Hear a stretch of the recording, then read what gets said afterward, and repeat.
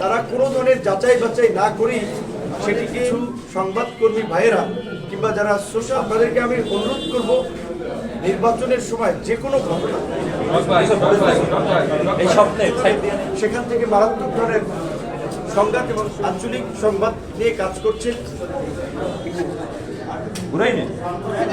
বাংলাদেশের মানুষ তার ভোটের অধিকার ফিরে পাবে, তার ভোটের অধিকার প্রয়োগের মাধ্যমে তারা জনপ্রতিনিধি নির্বাচিত করবে, এরকম একটি আকাঙ্ক্ষা তো দীর্ঘদিনের।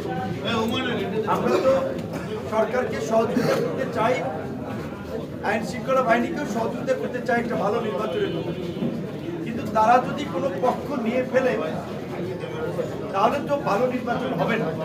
এবং এখন এখানে যতটুকু আলামত দেখা যাচ্ছে, কিছু কিছু কাজে প্রশাসনের একটু শৈথিল্য আছে।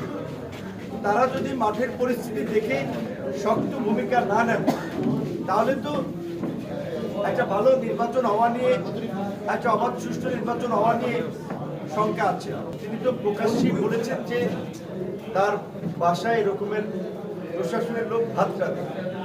তিনি এই গ্রামের সাধারণ মানুষকে বিভ্রান্ত করছেন এবং হুমকি দিচ্ছেন, এবং আজকে পর্যন্ত আমি মনে করি যে এখানকার প্রশাসন একটা ভালো নির্বাচন করার জন্য তারা নিরপেক্ষভাবে কাজ করে, কিন্তু কিছু কিছু আচরণে কিন্তু সন্দেহ তৈরি হচ্ছে প্রশাসন।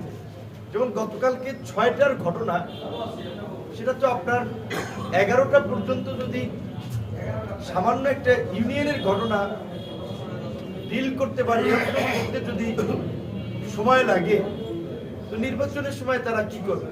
এই সমস্ত অপকর্ম করার পরে যদি তাদেরকে আইনের আওতায় না আনা হয় তাহলে কিন্তু তারা উৎসাহিত হবে, তারা এই ধরনের ঘটনার পুনরাবৃত্তি ঘটাবে। তাই আমি সকল পর্যায়ের প্রশাসনকে বলবো, এই চরপুরানের ঘটনা, 10 পিলার হামলার ঘটনা, চর কপালপাড়ার ঘটনা এবং পানপট্টির হামলার ঘটনাগুলো আপনারা তদন্ত করে আগামী 3 দিনের মধ্যে জড়িতদের বিষয়ে ব্যবস্থা নেবেন।